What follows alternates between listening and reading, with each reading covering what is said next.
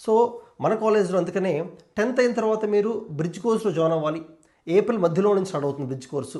ఒక 2 monthsలో అంటే జూన్ మధ్యలో కల్లా మ్యాథ్స్, ఫిజిక్స్, కెమిస్ట్రీలో ఉన్న ఫండమెంటల్స్ అన్నీ కూడా బేసిక్స్ని చాలా స్ట్రాంగ్ చేస్తాం, స్ట్రెంథన్ చేస్తాం. అలా చేసిన తర్వాత ఏమవుతుందంటే రిమైనింగ్ చాప్టర్స్ని చాలా ఫాస్ట్గా మీరు ముందుకెళ్ళగలుగుతారు.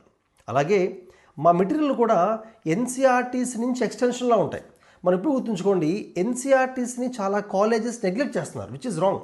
చాలా కాలేజెస్ ఏం చేస్తాయంటే ఎన్సీఆర్టీస్ పక్కన పెట్టి వాళ్ళ మెటీరియల్ చదవమంటారు. అది కరెక్ట్ కాదు. ఎన్సీఆర్టీస్ ఫస్ట్ చదివి లైన్ టు అర్థం చేసుకొని దాని తర్వాత మనం మెటీరియల్ రావచ్చు. ఫర్ ఎగ్జాంపుల్ ఆర్గానిక్ కెమిస్ట్రీ ఉంది, అందులో ఎన్సీఆర్టీలో బేసిక్ నోమెన్క్లేచర్ ఉంటుంది. ఫర్ ఎగ్జాంపుల్ 2,3 డైమిథైల్ బ్యూటెన్ ఉంది, అంటే CH3 అనే 4 ఉంటాయి, 5 లైన్ స్ట్రక్చర్. అది అర్థమైన తర్వాత దానికన్నా ఇంకా కాంప్లెక్స్ అండ్ కాంప్లికేటెడ్ నోమెన్క్లేచర్ ఉంటాయి. దానికి ఎగ్జాంపుల్స్ ఎన్సీఆర్టీలు ఇవ్వరు. సో అటువంటి వాటికి మన శరత్ చంద్ర ఇండియా అకాడమీలో మెటీరియల్లో వాటి ఎగ్జాంపుల్స్, స్ట్రక్చర్స్ మెన్షన్ చేస్తాం. అంటే మన మెటీరియల్ ఎన్సీఆర్టీ నుంచి ఒక ఎక్స్టెన్షన్ మాత్రమే. ఎన్సీఆర్టీ చదవకుండా మెటీరియల్ చదవడం ఇప్పుడు కరెక్ట్ కాదు.